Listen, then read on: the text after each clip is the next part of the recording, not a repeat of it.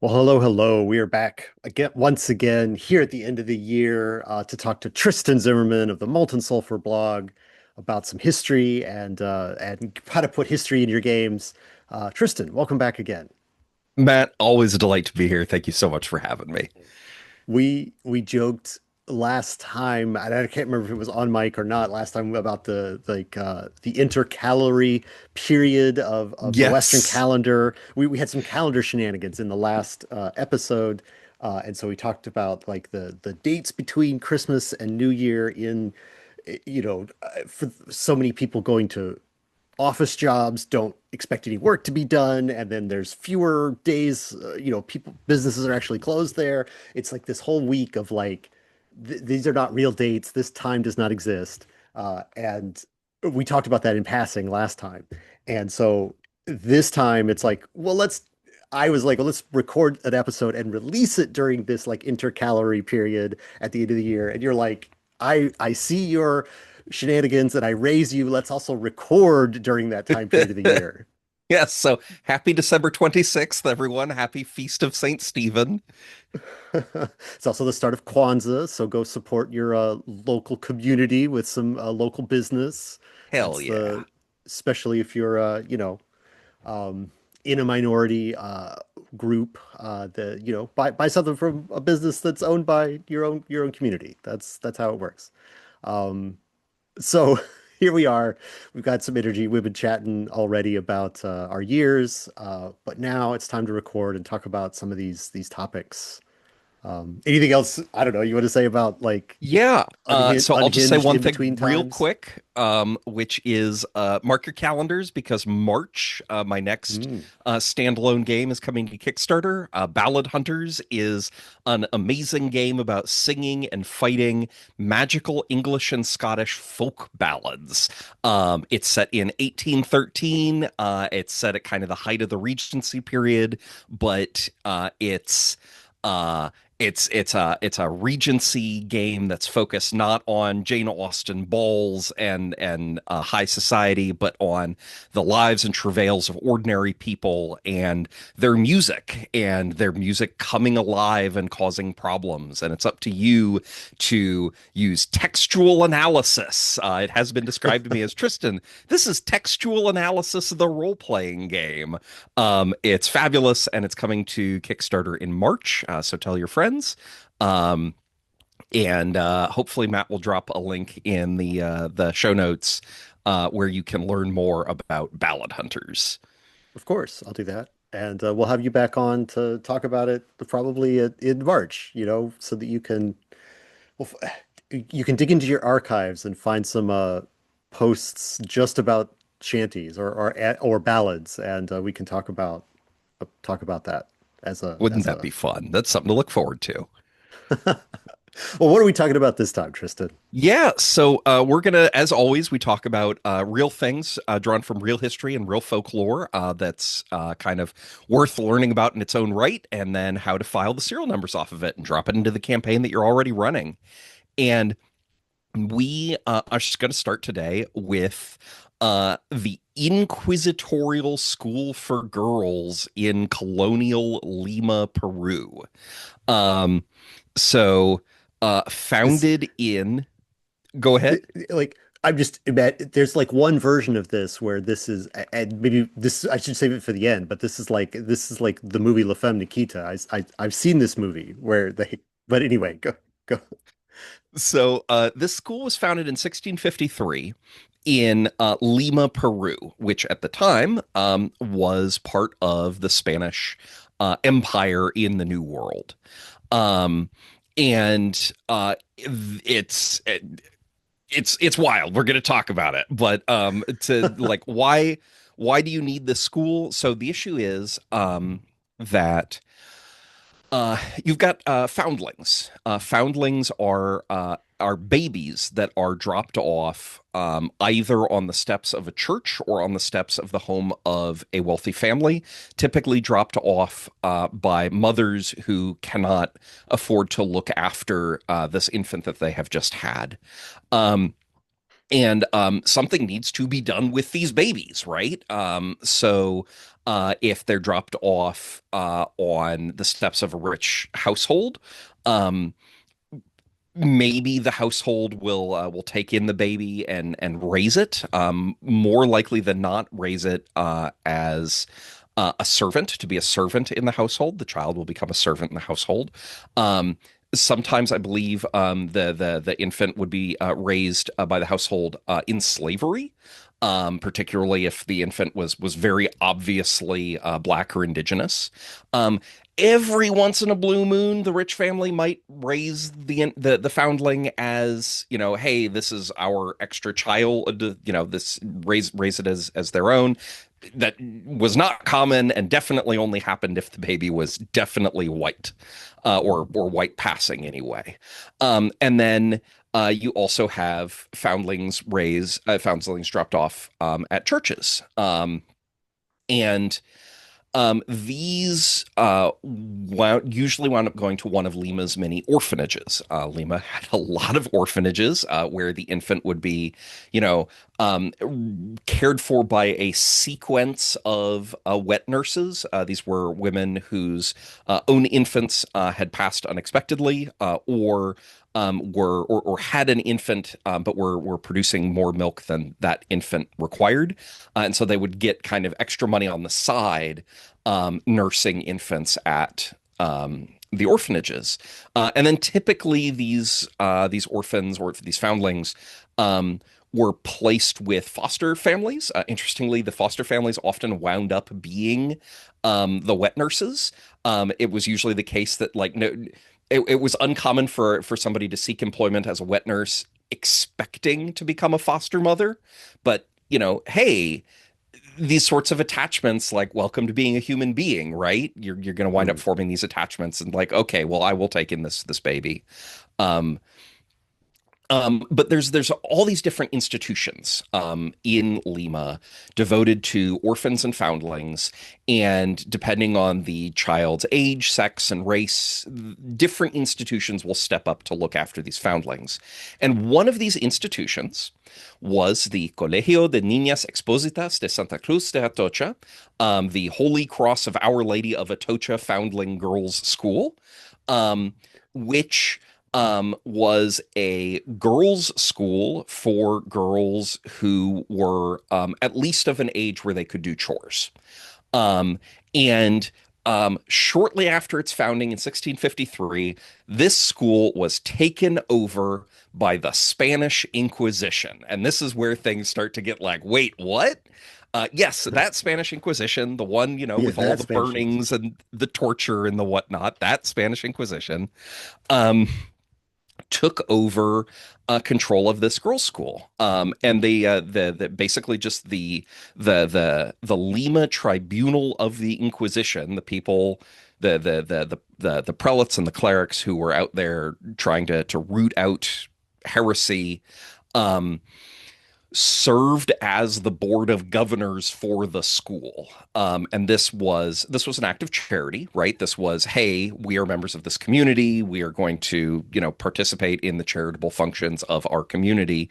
Um, but did put the school in a bit of an awkward position because the Inquisition was an institution unto itself that operated outside the normal bishops, the normal viceroys, the normal apparatuses of church and state. The Inquisition operated separately from all that. And meaning that you've got this girls' school, this boarding school that operates outside the laws of church and state, effectively. Um, and I mean, it probably, it sounds like it's sort of like, it wasn't like it sounds like it wasn't a situation where um, there was like, we're taking this over because you're running it badly and we are going to no, step in and be responsible. It sounds like it's more like sort of almost an honorary position, like so many institutions in the UK are named the Royal this and that, and it's not like they're controlled by the crown or anything like that. They're just sort of like honorarily, No, there's a mem it's more than an honorary thing. Again, the school's board of governors, the people responsible for making for example, hiring and firing the staff, operating the school. The school's board of governors was the inquisitorial board of the Inquisition in Lima. So This is just another thing they had to do as part of their business. They took it on as like a, as a collateral duty. yeah, yeah. Interesting choice, I guess, Yeah, is well, they were active in their community, and so anyway, one consequence of the school being part of the Inquisition, effectively, was that, hey, this is a school, right? These are children. Children break rules. It's one of the things children do. Well, these rules were not set in place by like a school teacher. They were set in place with the stamp of the Inquisition. They were definitionally inquisitorial rules because the Inquisition is running this school. Well, if you break, just a normal school rule, it's just breaking a normal school rule. It's not a huge deal. If you break a rule put in place by the Inquisition, that's a mortal sin. Like that's a bad thing. It's really bad to break rules set by the Inquisition. So like that wasn't necessarily anybody's intent, but it wasn't kind of necessarily following on from how the school was run. And um the students were totally cut off from the outside world. They could not receive guests. They lived inside the school. The school, I believe, had a wall around it. They could not send or receive letters. If they absolutely had to speak to someone outside the school, right? If there was some really pressing need to speak to someone outside the school, what would happen is there was a grate that could be lowered across the front of the church. And of course, the school had a church, and the student would stand inside the church in front of the grate, and the person that they talked to would stand outside the church, out in the street on the other side of the grate, and the headmistress would stand next to the child to supervise the conversation. Um, so one of the very intentional effects of this policy is that the students, who again were all girls, saw boys and men as infrequently as possible. The only teacher at the school was a woman. The headmistress was a woman. If somebody got sick, the physician would typically be a man, but the physician would be supervised the whole time that he was in, including while he was with the patient. Um, if a male porter was needed to bring in something heavy, he was escorted the whole way, and then every night, at lights out, the headmistress, the teacher, and two of the older girls would make sure that the dormitory was locked up tight to make sure nobody could get in or out. Um, the continuing on with this theme of like, oh yes, nasty boarding school, right? It's a Dickensian trope. The students worked 15 hours a day. They got 1 hour a day at the end of the day to themselves, provided they used that hour virtuously. It was 10 hours a day of prayer primarily, but also some study, and then 5 hours a day of chores. These this is all chores, sounding very convent like. well, yeah. Um, and convent was one of the two places where these girls would wind up. Um, so of course you don't stay in school forever. Eventually you grow up. Um, and uh, Girls from this school, many of them would then go on to become nuns. Not necessarily super surprising, given that the church was literally all that they knew. Um, but because the school was run by the Inquisition has pull in the church, right? It has serious connections within the church. So girls from the school could wind up going to some of the most prestigious convents in the Spanish Empire because of the connections through the Inquisition, which is interesting. The other way you get out of the school is through marriage, by marrying a man. But how do you marry a man how do you do courtship if you Yeah. can't like speak or see to any like Well, how does I mean, they hadn't invented that yet. A lot of people, you know, well a lot of women at this time were not courting on their own, I think. um to a certain extent, particularly among the upper classes. Right. But these girls were being raised not to join the upper classes. We can say That's that true. with some confidence because they were doing their own chores. And we know from records left by the school that they were not doing their own chores, for the good of their character or, because it's good for you to do your own chores. They were doing it specifically so that they could be better wives. And upper class women in Lima did not do their own chores. They had servants and slaves to do chores for them. Um, and so these women were being married off to lower class men, but not just any lower class man, right? Like, again, this is a pious and virtuous situation. These men had to fill out applications, and they submitted an application to the Inquisition saying, "Dear Inquisition, I am in the market for a wife. I understand you got some girls back there in that school. Can I marry one of them, please and thank you?" Um, and the Spanish Inquisition would review your application. And if your application was good, if they liked you, then they would select one of the older girls and say, "All right, Susie, you're getting married. Congratulations." The girls did get to choose whether or not they got married or joined a convent. That at least was a choice. Marriage was undertaken freely, but there's freely and then there's freely, right? Yeah, yeah, Um, exactly. Yeah, there's also the yeah. matter of the dowry, because Mm, colonial Spanish culture was a dowry culture. It was a culture where the family of the bride paid money to the family of the groom. Um, these girls were foundlings and orphans. They did not have families to provide money. The church was their family. And so one of the functions of the charity of the school was to provide dowries. And this was legitimately a great act of charity because without dowries, these girls were going to be in a much worse position when they went out into the world. But it could also be used, it could and was used as a cudgel to ensure compliance. Because if you acted up too much, the Board of Governors might strip you of your dowry, might say, "All right, well, we have been setting aside money for your dowry.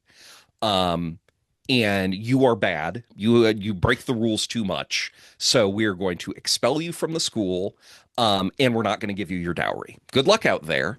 And also because the Board of Governors is the Inquisition, if you break the rules too much, you can be excommunicated, which kind of boils down to they can sentence you to go to hell after you die if you break the rules too much, which is a wild authority for any school's board of governors to possess.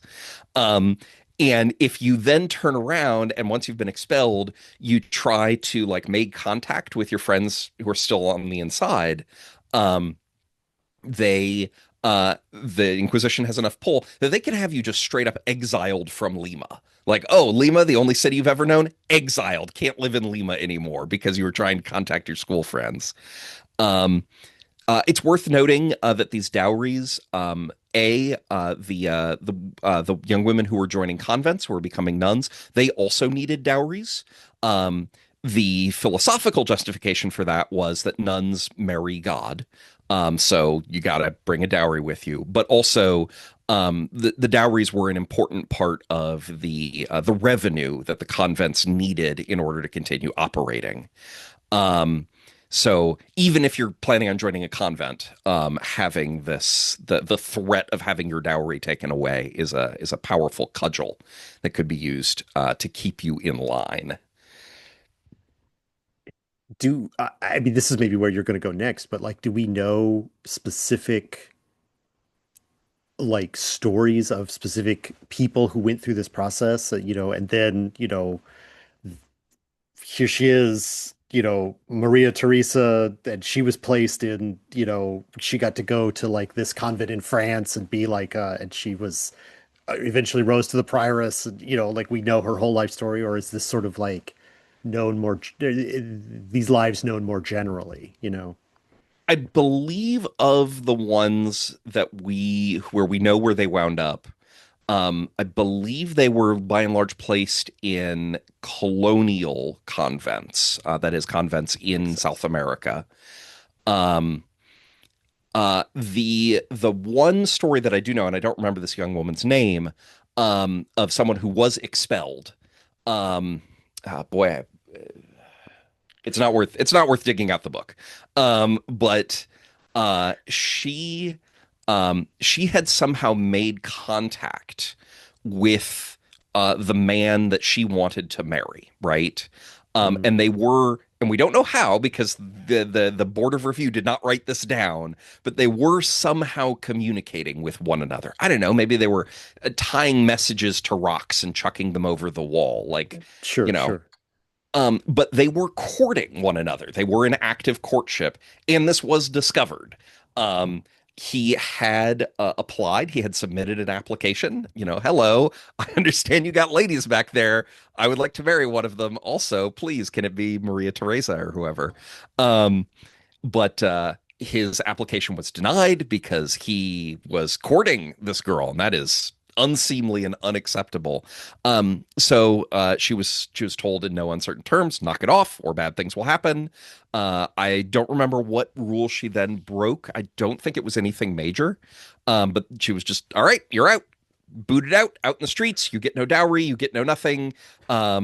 I don't think she was excommunicated, but she was threatened with, and if you try to contact any of your school friends, you will be exiled from Lima, which means going down to the port town. Again, I don't remember what the port of Lima is called, but I'm sure being banished to the port of Lima would be would essentially sentence someone to a life of prostitution. Yeah, yeah. Maybe being a servant if you're very, very lucky. If you're very lucky. But Unless yeah, you've been so courting a nice man who's like already wanted to marry you, maybe it would work out? yeah, and I don't remember if they like. I don't even remember if anybody wrote down whether they, linked up if he anyway. Yeah. Um, It'd but be nice to think that it worked out for her and for yeah, them. yeah, it would be nice to think that, hey, they got together. I choose to live in that world. Right, especially if like her rule breaking was she's like, I need to break a rule that's just bad enough to get me kicked out, but not so bad that I'm excommunicated, right? What rule is right in the middle of the target range? I adore that interpretation. I think that interpretation is wonderful, right? Like, okay, I'm not going to be able to marry my sweetie with the approval of the church and with a dowry. So, okay, just going to get married without a dowry. And the only way to do that is for me to get kicked out of the school. So I'm going to, fail to make my bed 3 days in a row or something. And everybody agrees, well, that's not enough to consign you to the fires of hell forever, but you need to leave before you are a bad influence on the other girls. Um, yeah, I love that interpretation. So anyway, at your table, right? So this one's very easy Yeah. to file the serial numbers off of it and drop it into your ongoing campaign. If you have anything remotely resembling the Right. Any Inquisition, world in which you might have foundlings or fancy, organizations that would be doing this charitable work, or yeah, yeah. That's which is to say, mini role-playing games. Mini role-playing yes, games are in a world where this would fit. one or two role playing games could fit something like this in, and um, the foundational question for me, and I don't think that this is something that you as the GM need to or even should answer in advance, is the college up to any funny business? Because as soon as you have, like, okay, we've got this walled garden and nobody inside can talk to anybody outside, and who knows what goes on back there, like, cool, you have the opportunity to do some funny business, right? You can do the X-Men, you can do the Red Room to keep it Marvel, I guess. You can do, super secret special agent training, right? Yeah, Um, yeah. are they are they training the girls for more than just being wives? Are they training them to be super secret special agents or whatever? And I don't think you should answer that up front. I think what you should do is, first off, just introduce, if you want to explore this idea, first off, just introduce the school with a very simple plot hook. Something like a man approaches the party and says, "Oh, I have been courting a beautiful woman. Well, I assume she's beautiful. I've never seen her face, but I've been courting this woman.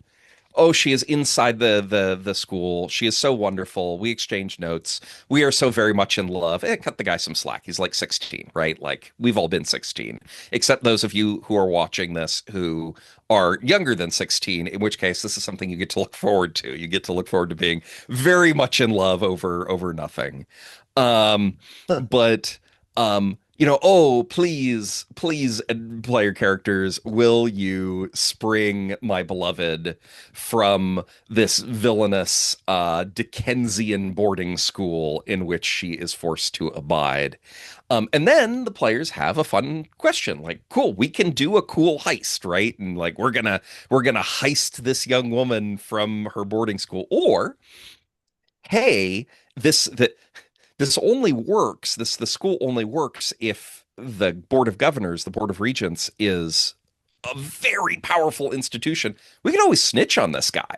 Like, go tell the very powerful institution, like, you'll never believe what this guy is doing. Oh, he's trying to spring somebody from your special school. Like, I'd get him if I were you. Cool. Now the big authorities, they owe the party a favor that the party can call in later. I enjoy those sorts of decisions. I think they're really, really fun at the table. I'm a big fan of them. Um, and then you get to do the thing that I'm always yammering on about whenever I appear on the show with you, Matt, which is, did the players enjoy it? Did they seem to engage Yeah. with it? Did they, as the kids say, vibe with it? Do you think that further appearances of this weird girls' school run by this incredibly powerful, potentially corrupt organization, um, would they like to see more of this? Would they like to see it appear again? And if so, first off, if not, cool, great. Aren't we so glad that we figured this out before you devoted a bunch of hours of prep to figuring out how this, Yeah, slots yeah, into all yeah, these yeah, yeah. things and all these like, oh, cool, we've just figured out that the players aren't enjoying this. Great, we're never going to do that again. Easy peasy. That's why you do these little trial runs. But if they do enjoy it, now you get to figure out, okay, is there something something amiss? Is there any funny business going on in this school? Um, and then you can pull, and now the players are already engaged, right? They already have connections to what's going on in this school, for good or for ill, and the adventure can just kind of flow from there. Yeah. One additional kind of funny business that I didn't mention, Matt. I was so busy with my, secret agent training grounds and whatever, is you can do Man in the Iron Mask.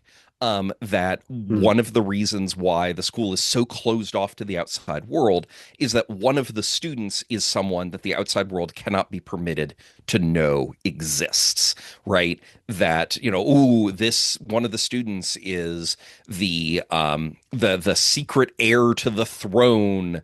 One of these students is living proof of an embarrassment to the Inquisition, and oh, she's got this really distinctive birthmark that means that, when somebody sees it, they'll know. Um, and you can have somebody in the records office in the Inquisition reach out to the party and say, "Hey, I was just going through the records and I noticed this really unusual thing, and I figured I'd just let you know, right? Like there's something unusual, and then if the party wants to bite, they can bite."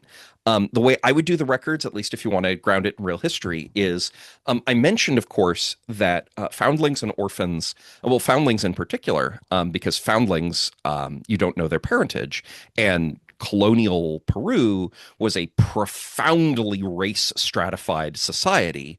Well, of course, in a lot of cases, race is constructed and it's not necessarily like, oh, well, we just know, right? Like, Yeah. so how can you know what race, in scare quotes, The baby is, if you don't know what race and scare quotes the baby's parents were or are. And so prodigious documentation was made when the infant was uncovered about any distinctive marks, but especially what clothing was the baby deposited in. What kind of cloth was the baby swaddled in? Is this cloth consistent with the sorts of cloth that the powers that be think that an indigenous mother would swaddle her baby in, or cloth that the powers that be think that a black mother might swaddle her baby in, or, ooh, this is finest silk. Like this is clearly from an upper class white family. All Hmm. this was thoroughly documented, and we still have these documents. So that is where I would go with this, right? Somebody's just going through doing an audit of like, hey, because of course the particular school we've been talking about only took white women, right? I want to be real clear on that point. So like, okay, we're just going to do an audit. We're going to make sure that none of the current students have slipped through the cracks. Hey, isn't this funny? This foundling was found with this particular birthmark on her face, and that's the birthmark that is always associated. That's the star of the royal seal, and all the true kings are always have the star of the true seal on their Right, faces. right. Isn't that weird? Anyway, players, you should be made aware of that. Good luck. Figure out what you're going to do with that. I didn't tell you. And so that's another way you can take this if you want there to be Yeah. funny business.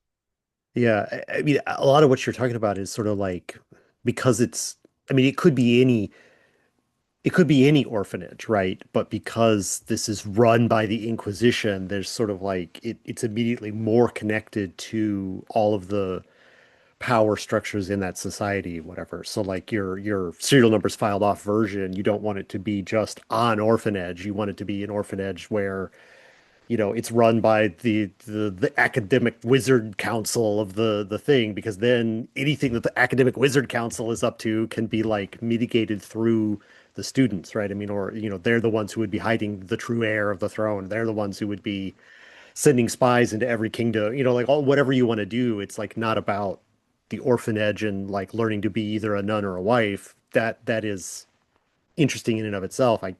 But then like within the role-playing game thing, it's like you want the connection to the power of that society, right? So this example is what leads there. And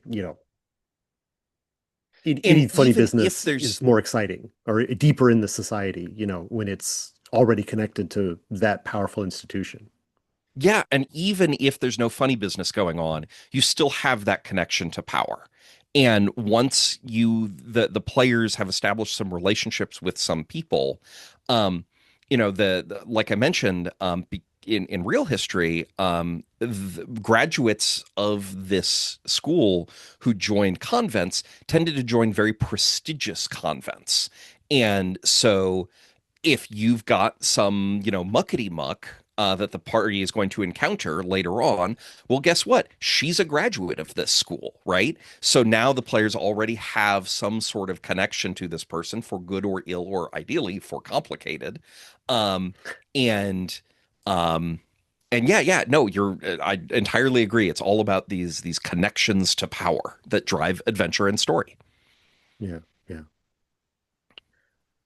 Neat. Neat, neat, neat. Little yeah. It's not it's usually very unusual, like we talk about it feels like a little bit different. Like usually we bring people who are already, we've talked about stories of dynastic conflicts, and we've talked about stories about like, important people who got to write stuff down or had giant bags of money or, had letters of introduction, like all of these things. But then like this sort of another way to access those stories of power or the stories of influential people through this sort of through another set of people who are less powerful is an interesting twist on the kind of things we usually talk about. So Yeah, it's neat.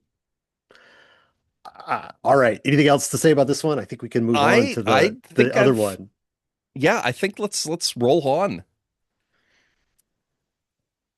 So you sent me, I mean, these are all on your blog, right? I mean, the links to these articles will be in the in this description of this video. So this is the what the ashes of the forgotten king or the ashes of the maybe king? Like what is The this? What imagined king, the the imagined ashes king? of the imagined king. Yeah. So, I um, mean, that's like that title could be on the shelf at the local bookstore, between on the shelf of the hot new fantasy novels, so this comes to us. It comes to us. This is a deeper than intended read of Joffrey of Monmouth's chronicle of the history of the kings of Britain, which was published around 1136 AD. So, not too long after the Norman conquest of Britain, and um, the the history of the kings of Britain, it says it's a history, right? It says it right there on the it's first in the page, title. like, yeah, it isn't.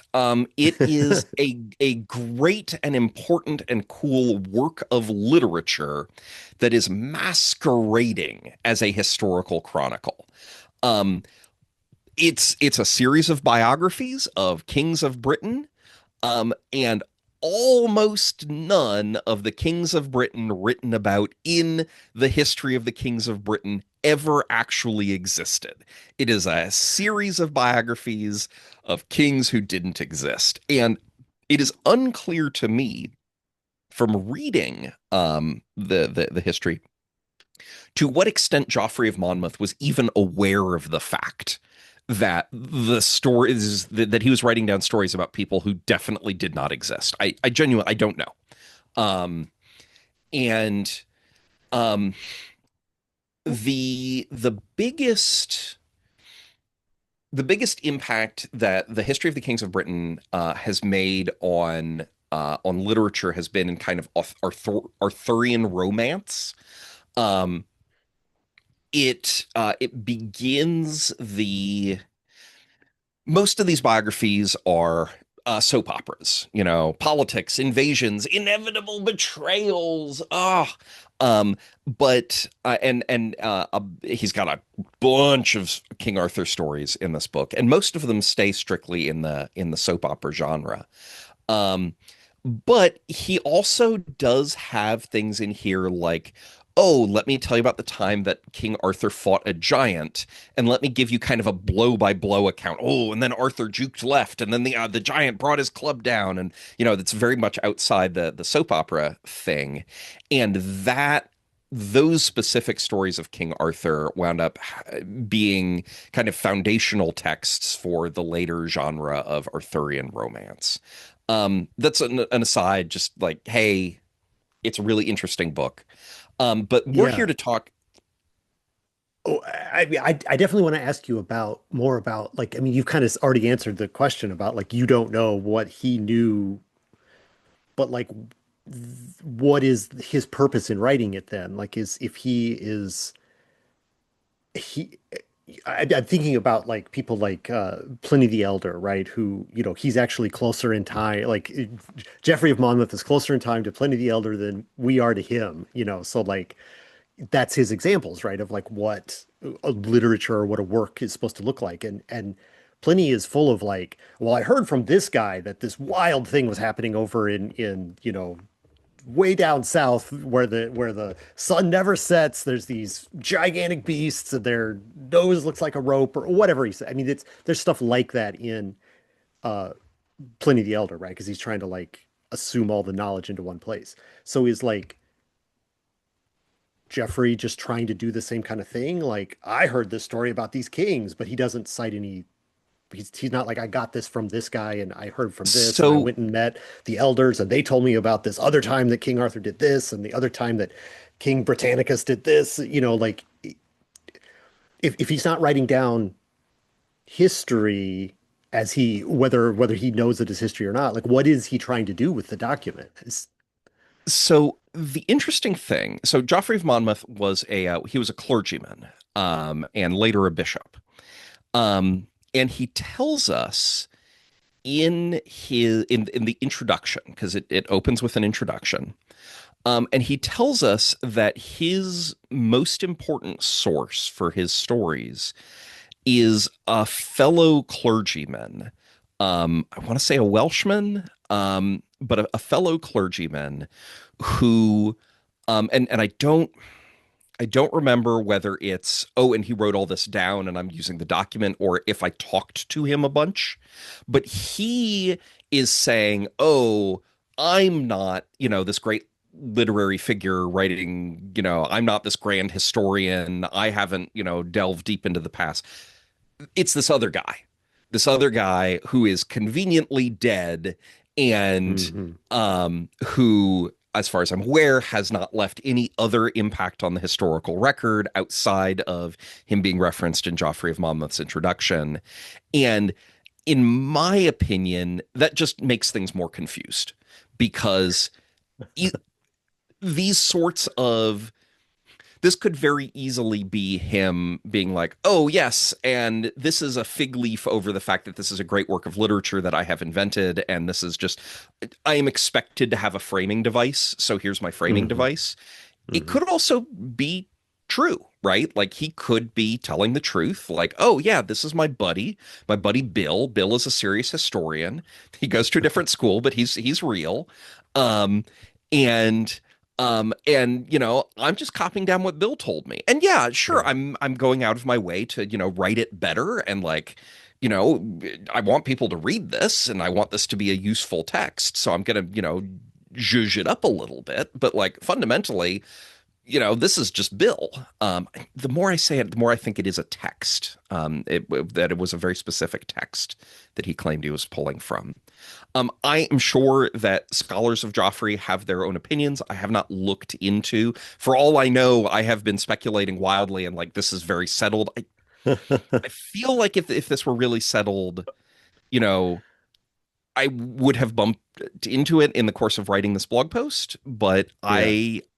I'm it is not clear to me whether, and the thing is with this like um these framing devices, usually it's really obvious when it's a Mm. made up framing device, right? The framing device is fun. In fictional texts, the framing device is fun. It's not like, oh, I'm really trying to pull one over on you. I'm going to treat this very seriously. Like, no, the author's having fun with it. And I don't get the sense that Joffrey is having fun with it, but also like he's not going out of his way to be like, oh yes, I'm a very serious historian. Thucydides 2.0 over here. Like I don't have a sense. I just don't have a sense. Uh, all right. I have one more question about in this nature, but I'll let you get back to telling the actual story that you want to tell. I- is this like a again sort of like the purpose, like by listing out all of these kings of Britain, is he sort of like making a because you mentioned this is just it's not too long after the Norman conquest, like 100 years or so. Like that's sort of like the Normans are definitely in charge. They've definitely started to build castles on the border of Wales to like monitor the population. Like, I mean, this is definitely like, but also like it's not that far ago that like people would have heard all these stories. So this is sort of, is this sort of like a English slash British text that is sort of like, well, yeah, I mean, sure, all praise to William the Bastard, like he's king now, but like we've got a long history of being our own, doing our own thing, just nobody forget. Or is he sort of like, yeah, So Arthur and all these people and stuff like that, and now the Normans are here and they're in this long tradition that goes all the way back to Troy, and isn't it normal that like we're, he's like that it's a pro-Norman text in a way. Um, uh it is kind of neither of those. It is a Welsh text. It is a pro-Welsh text. When it was written, uh, if I'm remembering this right, the Normans had not yet conquered Wales, um, but there was nonetheless, and it wasn't a Welsh text in the sense of like Wales, the political entity. It's a Welsh text in the sense of Welsh, the ethnicity, where um, there was the sense. So I am using the word Welsh. Joffrey used the word British. And when he said British or Britain, he was very explicitly talking about the ethnic group that was present in England and in Wales, but most notably in England, before the Roman conquest. A Celtic identity, a Celtic ethnic group, which was pushed increasingly to the periphery by centuries of invasion.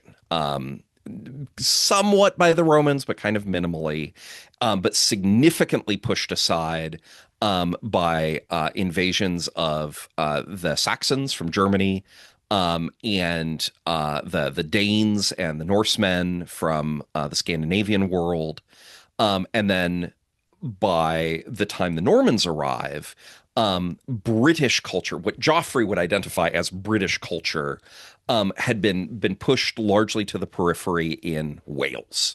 And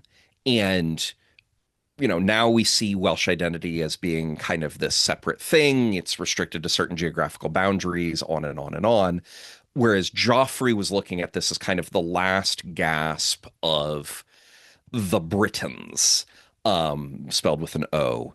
Um, and that is the context in which he was writing. And this is our history. This is the history of the kings of Britain. This is not the history of the Saxon kings. This is not the history of the Yeah. Norman kings. This is not the history of the Danish kings. This is us. Well, I mean, that's not true because there's plenty of history of Norman kings and Danish kings in the history of the kings of Britain. But this is our history. Yeah. Speaking as Joffrey, this is the history of the Britons.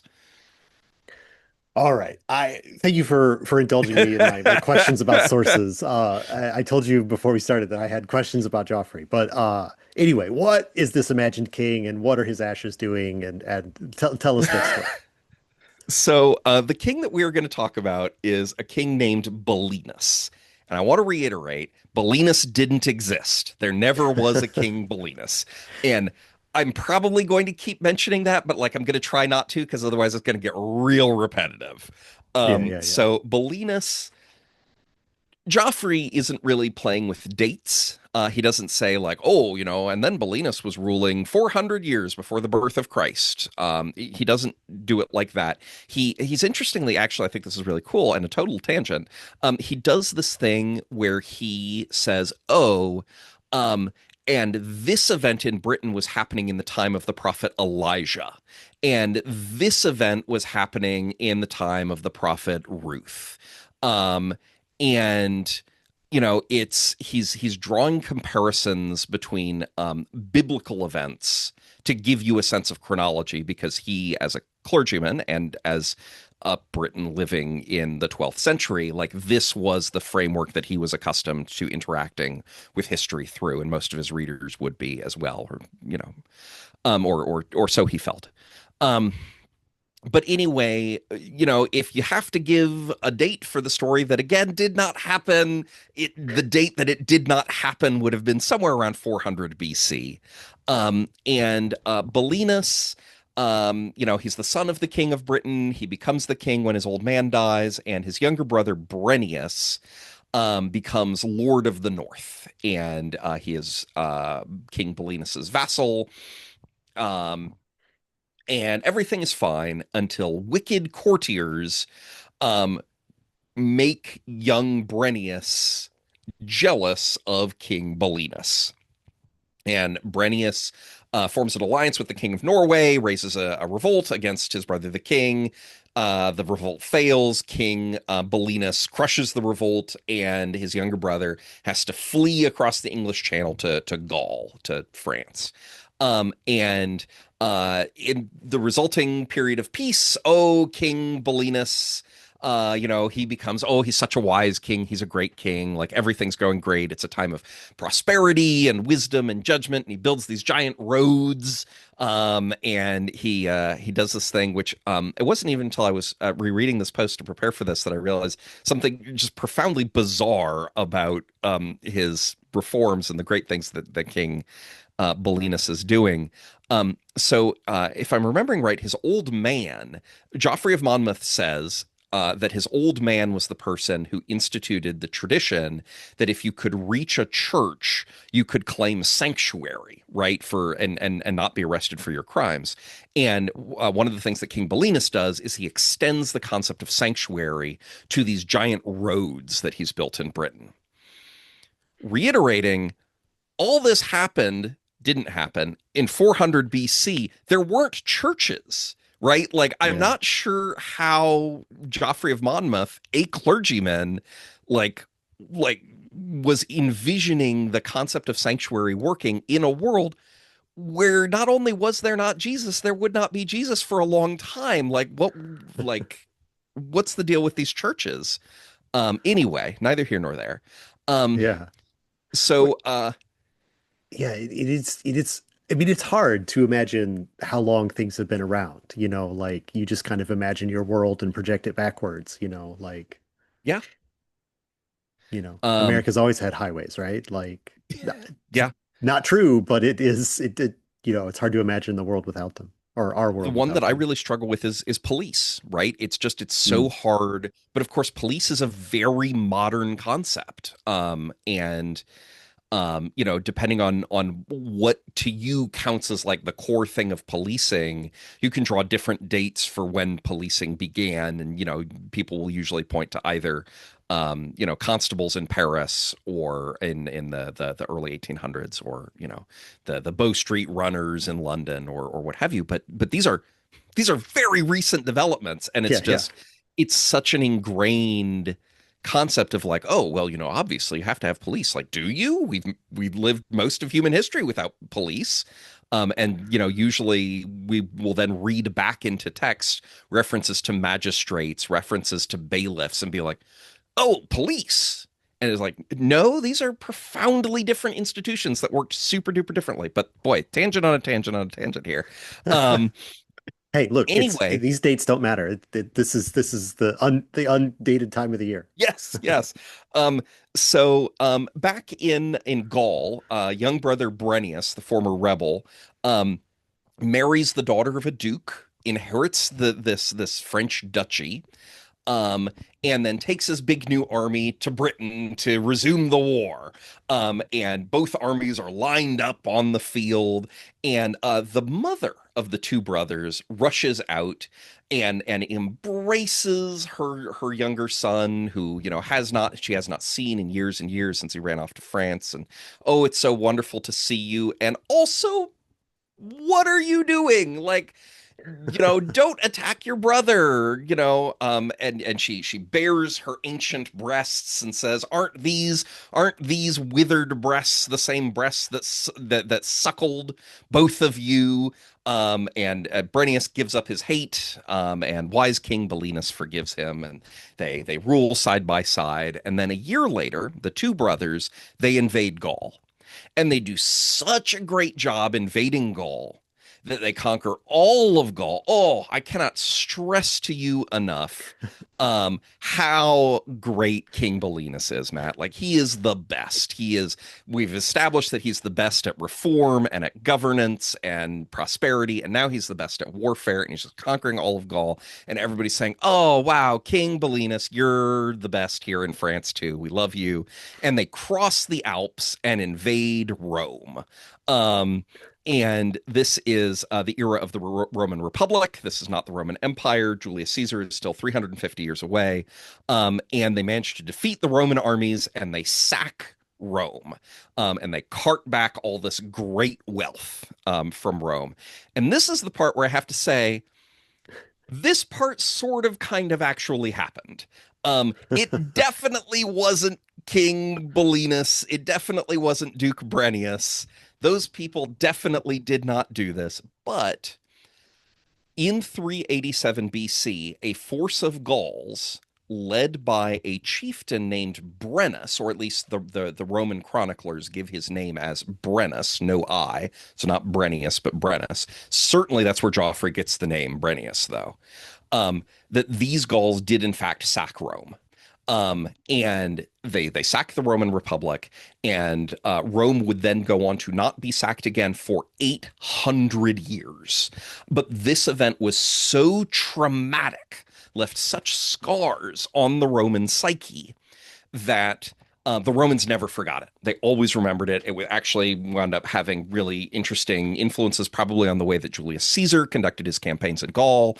Like this was just a deep scar, and and Joffrey of Monmouth almost certainly would have known about. I mean, he had to have known about it. That's where he gets the name Brennus from, or Brennius from. He gets it from Brennus.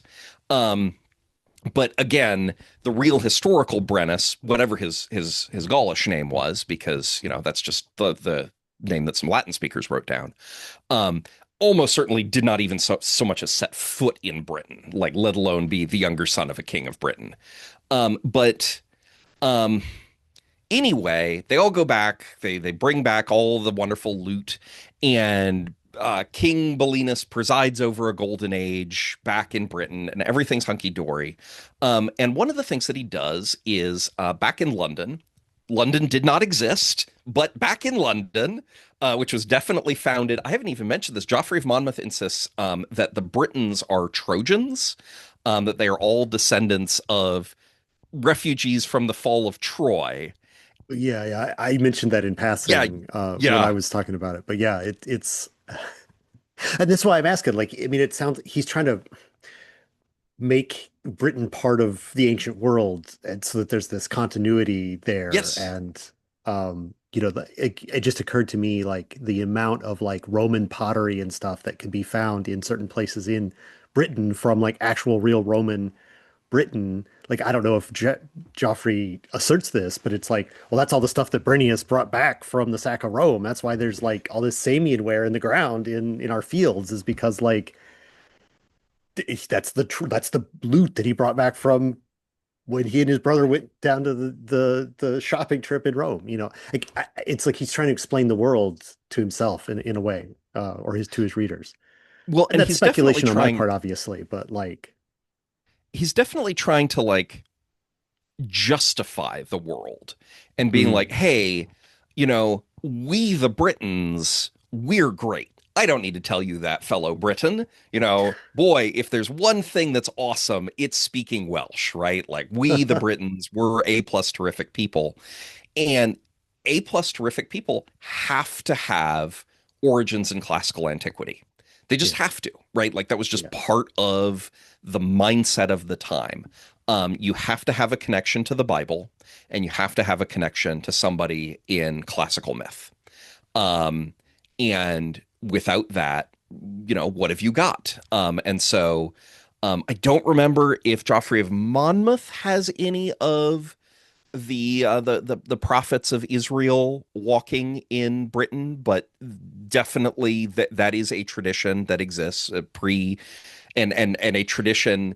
Oh God, I don't remember who to cite for this, but there was a medieval tradition that Druids in Britain, well before Julius Caesar showed up, like Druids in Britain were practicing Christianity before the birth of Christ, because prophets from Israel, like biblical prophets, showed up in Britain and told them, hey, there's going to be this guy. He's going to be named Jesus. He's going to be a big deal. And so all of the Britons were just like, cool, we're getting in on this. Like, we're getting in on the yeah. ground floor on this thing. So It's you have to have these connections to the Bible. You have to and that's have why these there were connections. churches before there were roads in Honestly, yes, like that squares the circle. Like, thank you. Yes, that's what it is. Like, unironically, that is probably what it is. Um, and so anyway, yeah, you have to have these connections in order for the Britons, for the Welsh to be, these grand people that Joffrey so strongly believes that his people are. So anyway, King Belinus, he in London, he builds this great arch, this great wonderful arch, and then on top of the arch, he builds this tall, tall tower, and oh, it's so wonderful, and let me tell you how wonderful it is. And then, after he dies, um, his body is burned, and the ashes are placed in a golden urn, um, and they place the urn on top of the super tall tower. So first off, that urn, that's your treasure, right? Like that's your RPG treasure. You are in the great city. Everybody knows the ashes of the great king are in the awesome urn. Like you got to steal that urn. Right. Um, and the urn, or at least the ashes, obviously magical, Matt. I don't need to tell you that. Obviously, they're magical. Yes. Ah, my funny bone on my knee. Oh God, this has to stay in the YouTube video.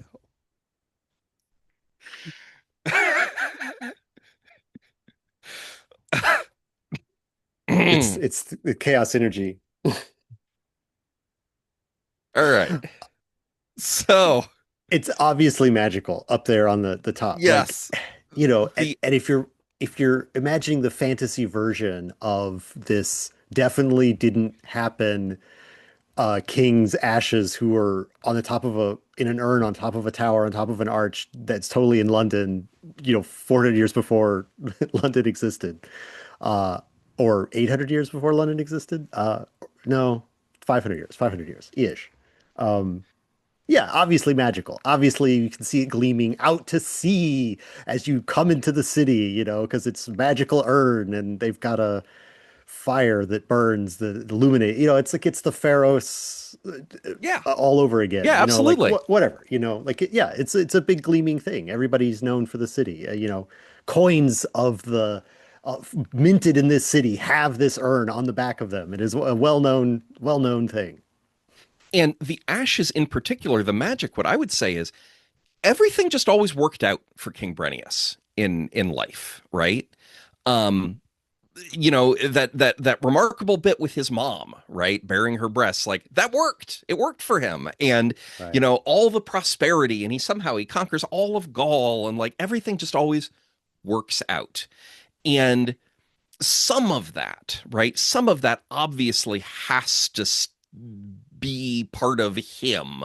And so these ashes, that's what remains of him. Like obviously some of the like things just work out energy has to still be in these ashes. So, you know, great. That's your magical effect. Now, here's the issue. Obviously King Brenius didn't exist, right? Like or King Belinus, he did not exist.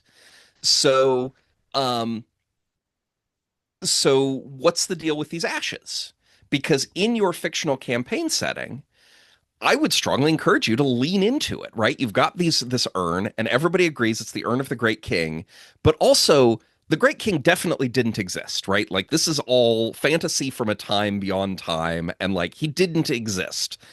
So whose ashes are those? And why do they have these magical powers? And this, to me, this is where you can start getting kind of weird and kind of fun. Um, and okay, so if you're going to dig into, what's up with these ashes, you're going to dig into the history of the kings of Britain, Joffrey of Monmouth.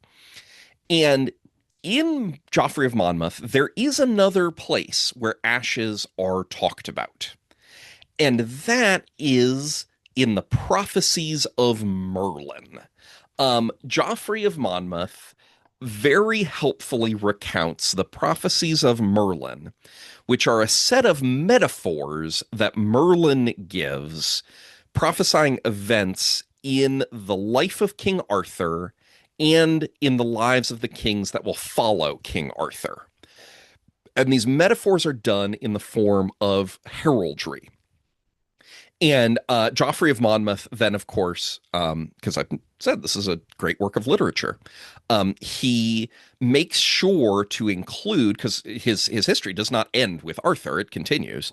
Um, he then makes sure that in the lives of subsequent kings after Arthur, he gives events that line up with some of these prophecies. So some of these prophecies have already come to pass, which means that the rest of them are definitely real and like will definitely happen. And one of these events, one of these things in the prophecies of Merlin has ashes in it. I'm just gonna read it to you. Yeah. The mountain ox shall take the head of a wolf and whiten his teeth in the Severn River. The ox shall be incensed, and having called the wolf, shall become a horned bull against them.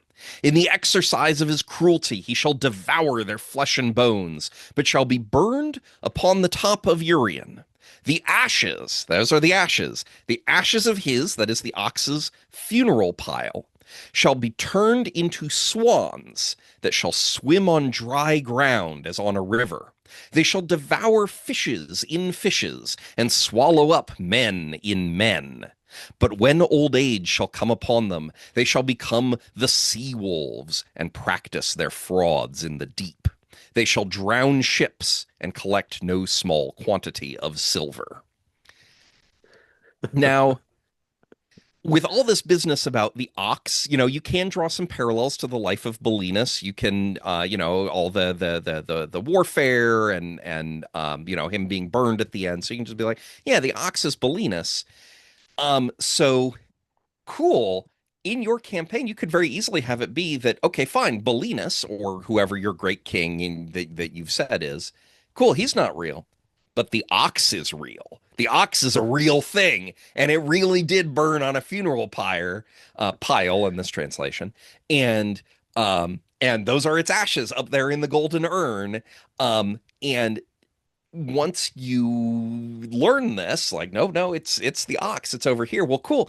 Now you know additional magical powers that the ashes have. Because before the ashes just made everything go right, but now we know, thanks to the prophecies of Merlin, that the ashes can turn into swans. And these swans, oh, they can swim on dry ground, and they can devour fishes and fishes and men and men. And eventually they turn into sea wolves, and the sea wolves can drown ships and gather treasure. And like, boy, so now you've leveled up your magic item by that you have stolen by virtue of doing your research into Joffrey of Monmouth. And then, now that you've pulled in the prophecies of Merlin, now you can pull in other prophecies of Merlin, because there's a lot of prophecies of Merlin, and some of them get really wild. And so now that the prophecies of Merlin are definitely true, cool, that gives you, the GM, license to just start throwing things from the prophecies of Merlin at your players and be like, look, you wanted this. You were the ones who looked into the prophecies of Merlin and found, and it gave, your magic ashes greater powers. And now that means that you have to deal with the ram of Venus having golden horns and a silver beard shall breathe such a cloud out of his nostrils as shall darken the whole surface of the island.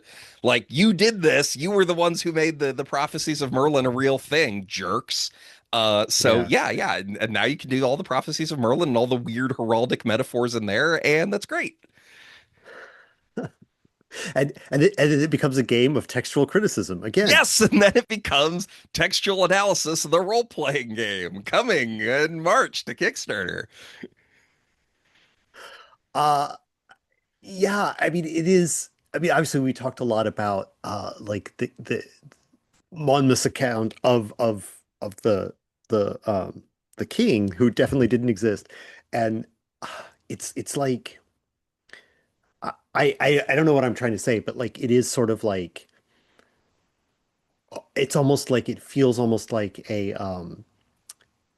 you use the word level up, right? Where it's like okay, so if it's almost like the climax of a campaign or something like that, where it's like this has all been relatively normal until we get our hands on the Eldritch item. And then once we've got our hands on the Eldritch item, then it's like, all bets are off, right? And anything wild can happen. I mean, that's what you've been saying. And it's like the the destabilization of what is normal, right, kind of shifts, right? Like the relatively I mean, I like it as like a almost like a paradigm shift, right? So it's like you've got this object, and especially if you're pulling from literature, it's like, okay, so like here's Monmouth's like history, which is like maybe not real or maybe inspired by stuff, and maybe it's like, got these undertones of establishing the British history, but it like reads like history, right? Kings and meeting on the battlefield with your brother and then deciding to team up and go beat up Gaul. Like those are normal things. But then like once you get your hands on the item, then it's like golden horned rams with silver beards are coming to breathe fire on the kingdom. Like that's like you've genre shifted almost, like which text you're pulling from. And there's the like points. And of course, then you have to like figure out like how many of these giant rams you have to defeat before you decide to put the urn back on top of the tower and leave it alone. Like you're like, we don't want to live in Merlin's world. Let's go back to like Joffrey's fake history. Um, I don't know. This isn't what you were really saying, but this is sort of what comes to my mind, where it's like Yeah, I you dig it. sort of pulling from these different texts, and then you're almost like a if you did have textual analysis, the role playing game, like what text you're pulling from is wildly different depending on whether you're reading poetry or a, a history book or whatever. Now I'm going off and I'm making something else. But like, yeah, uh, there's no end to the amount of places you can go from a starting point like this. Is Yes. kind of what I'm saying. Yeah, that's super cool. Yeah, well, I mean, we talked about this for a while. We've been chatting. We chatted before we started recording, so we should wrap this up. We probably should, yeah. Do you have any final things you need to say um, about Joffrey of Monmouth and the king, the definitely totally real kings of Britain? I guess I'll just add one final detail because I think it's cute and fun. One of the prophecies of Merlin has a hedgehog rebuilding Mm, Winchester, and he's quote laden with apples close quote. And then he's going to hide his apples within Winchester, and make underground passages. And um, the hedgehog and the apples is a very particular piece of medieval imagery, which is actually still used in some Eastern European countries, where the deal is the hedgehog has apples stuck to his quills. And so it's very cute. It's a very cute little piece of imagery of the little hedgehog walking around. And he's got apples stuck to his quills, and it is a metaphor for theft. It is a way of depicting theft because he's stolen those hedgehogs. He stole them by rolling around on them so that they would get stuck to him, and then he scampered away, taking his booty with him. And I just think it's very cute. And, obviously it's, having an emblem of theft rebuild Winchester and hide his stolen goods within it and make underground passages, like super duper gameable. But I just love the imagery of like, yes, here's the little hedgehog and he's got all these apples stuck to his quills. He's a little cutie, but also he's mischievous because he's a thief. And so anyway, I had to end with that. yeah, I mean that's in the pictures in the blog post, so go check that out, and I may stick it in the video maybe. We'll see. We'll see how much editing this gets. Yes. All right, Tristan. Thank you so much for bringing talking through these stories. It endured even more questions from me than normal at this time, so that's appreciated. Where can people? I mentioned there'll be links, but where do you want to direct people to find your stuff, to find more of your So I your will content? I will direct people to moltensulfur.com. That's sulfur spelled with an F. Where the Molten Sulfur blog, I put out stuff like this once a month. Real stuff from real history and real folklore worth learning about in its own. But then also, here's how you file the serial numbers off of it. Just dropped today a really cool post about pirates. Everybody likes Mm. pirates. Um, and while there, you can sign up for my mailing list, which is how you can sign up to definitely be notified when Ballad Hunters goes live on Kickstarter in March. Tell your friends. Tell your friends. It's coming. Uh, yeah, this is the follow-up to the Any award-winning Shanty Hunters, so it'll Yes, probably be good. It'll probably be good. it'll be great. It'll be amazing. Your friends will Yeah. see. Get on the ground floor of this one. Um, all right, Tristan, have a happy rest of your intercalary days. Finish out your Christmas season. We're day two of Christmas here. There's 10 more to go. Uh, Thanks for being on. Thanks for talking to me, and we'll see you next time. Thank you so much for having me, Matt. And I want to thank everybody for watching. Hope you have a happy holiday season as well.